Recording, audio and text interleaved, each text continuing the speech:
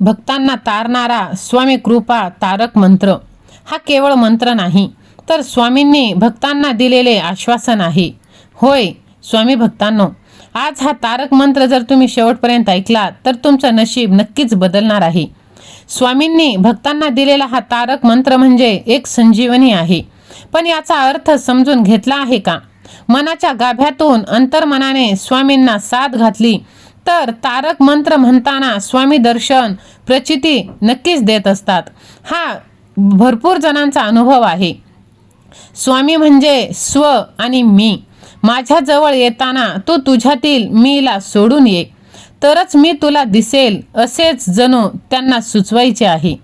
जगाच्या कल्याण संताच्या विभूती. स्वामींनी देह ठेवताना भक्तांना वचन दिले आहे, जो माझा नाव घेईल, खऱ्या मनाने माझी सेवा करेल, त्याचा योगक्षेम चरितार्थ मी चालवीन. पण म्हणून आपण नुसते बसून राहिलो तर तेच स्वामी हाकलून देतील आपल्याला.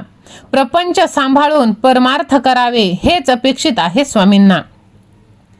निशंक हो, निर्भय हो, प्रचंड रे मना स्वामी बळ पाठीशी रे. अतर्क्य अवधूत हे स्मरणगामी, अशक्य ही शक्य करतील स्वामी.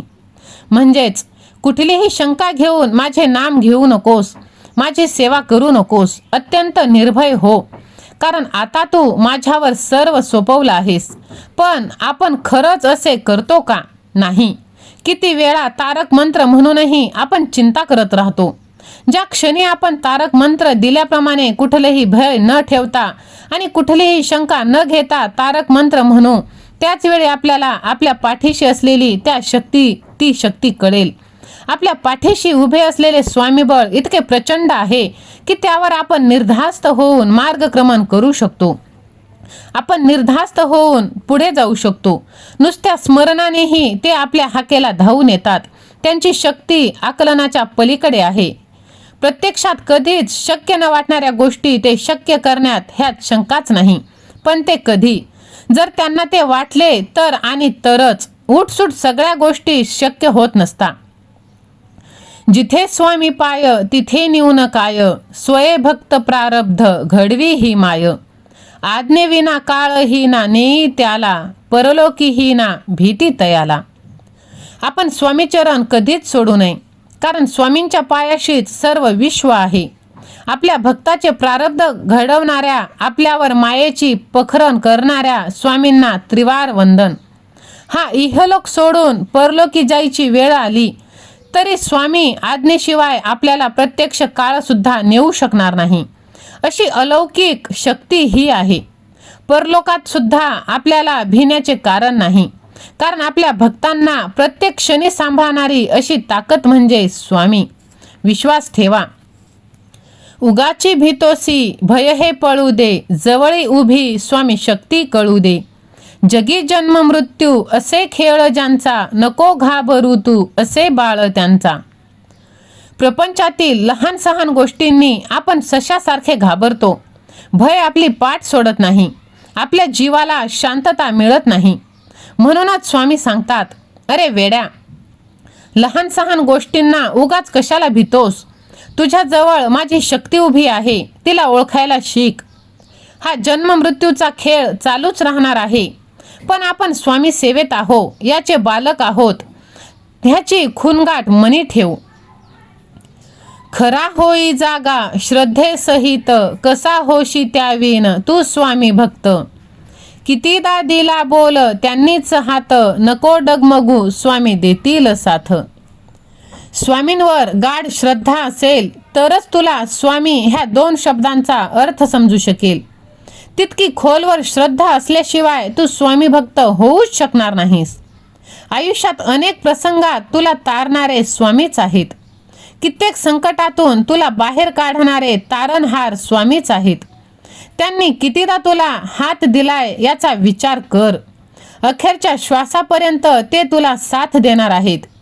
तेव्हा न डगमगता तू पुढे जात राहा.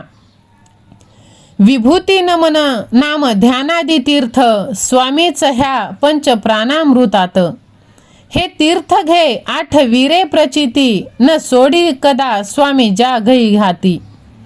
प्राण अपान, उदान, व्यान, उदान, समान ह्या पंचप्राणांमध्ये स्वामीच तर आहेत. स्वामीची विभूती आणि तीर्थ ह्यात सुद्धा स्वामींचा अंश आहेच. हे तीर्थ घेताना त्यांनी प्रत्येक संकटातून कसे आणि किती वेळा बाहेर काढले, प्रचिती दिली ते आठव. श्रद्धेने मनापासून सेवा करणाऱ्या आपल्या भक्ताचा हात स्वामी कधीच सोडत नाही. ही खून गाठ तू मनाशी ठेव आणि बघ, नक्कीच तुला त्याचा अनुभव येणार आहे. जर स्वामींचा अनुभव आलेला असेल तर माझा देव, माझे स्वामी असे तू टाईप कर आणि हा संदेश तू लाईक करून चॅनल तू सबस्क्राईब कर. बाळा, विश्वास ठेव. कोणतीही गोष्ट तुला त्रास देण्यासाठी नाही, तर सर्व गोष्टी तुला आनंद देण्यासाठीच आहे. होय माझ्या लेकरा, तुला वाटतं की तुझं कोणी नाही, पण तुझा देव सदैव तुझ्या पाठीशी आहे. बघ, स्वामी माऊलींवरती नितांत श्रद्धा असेल आणि विश्वास असेल तर तुला नक्कीच त्या गोष्टींचा अर्थ कळणार आहे आणि भगवंताची साथ सुद्धा तुला मिळणार आहे. तुझे नशिबातील सर्व बंद दरवाजे उघडे होणार आहेत.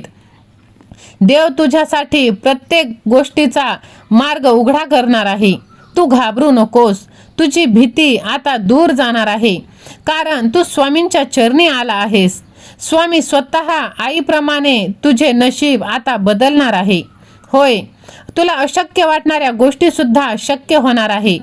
तुझ्या प्रत्येक वेदनेनंतर आता तुला आनंद मिळणार आहे, कारण तुला आता भगवंताची प्रचिती येणार आहे. हा मंत्र कोणत्याही अडथळ्याशिवाय निस्वार्थ भावनेने आणि विश्वास ठेवून जर तू म्हटलास तर याचा पूर्ण लाभ तुला मिळणार आहे. होय, तारक मंत्र म्हणजे तारून नेणारा, बघ तारणारा. तू फक्त रोज 10 मिनिटे हा मंत्र तू म्हण आणि बघ, तुला सर्व संकटातून तुझा देव कसा तारून नेतो. तारक मंत्राच्या शक्तीचा अनुभव घेतलेल्या भक्तांनी हे खूप त्यांना छान अनुभव आलेला आहे आणि तसाच अनुभव तुला पण येणार आहे. तू फक्त विश्वास ठेव, कारण देव कधीही एकटं सोडत नाही. फक्त देवावरती आपला विश्वास असायला पाहिजे आणि हा जर विश्वास तुला असेल तर स्वामी सेवा आणि मी असे तू टाईप कर आणि हा संदेश तू जास्तीत जास्त लोकांना शेअर कर. तुला संकटातून, दुःखातून, संसाराच्या जाळ्यातून तारून नेणारा, बाहेर काढणारा हा मंत्र आहे. हा मंत्र अत्यंत प्रभावी आणि शक्तिशाली आहे, जो भक्तांना मानसिक शांती, भीतीपासून मुक्ती, आध्यात्मिक प्रगतीसाठी मदत करत असतो. म्हणून बाळा, तू एक काळजी घे. तुला जर वाचायचं असेल तर तुला हा तारक मंत्र म्हणावाच लागेल. तारक म्हणजे वाचवणारा. हा मंत्र ईश्वर आणि भक्तांमधील एक नातं आहे, विश्वासनाचा संदेश आहे. हा मंत्र भक्तांना संकटाच्या वेळी आत्मविश्वास देतो. बघ, तुला आता एकाग्रता वाढवावी लागेल, नकारात्मकता दूर करावी लागेल आणि संकटात सुद्धा आशा जागृत करावी लागेल. हा मंत्र कोणत्याही वेळी तू म्हणू शकतो. भीती, संकटाच्या वेळी, मनशांतीच्या वेळी तुला जेव्हा वेळ भेटेल तेव्हा तू हा मंत्र म्हणू शकतो आणि भगवंताचे आशीर्वाद प्राप्त करू शकतो. फक्त विश्वासाने तू हा मंत्र बोलायला पाहिजे. जर तुला विश्वास असेल तर माझ्या देवावर पूर्ण विश्वास आहे असे तू टाईप कर. चॅनलवरती नवीन असशील तर व्हिडिओला लाईक, शेअर, सबस्क्राईब कर आणि तू हा व्हिडिओ एकदा हाईप कर, कारण की जास्तीत जास्त लोकांपर्यंत हा व्हिडिओ जाणार आणि याचा तू पुण्याचा भागीदार बनणार आहेस. तुझे सर्व चांगल्या इच्छा आता पूर्ण होणार आहेत. हा माझा आशीर्वाद आता तू प्राप्त कर.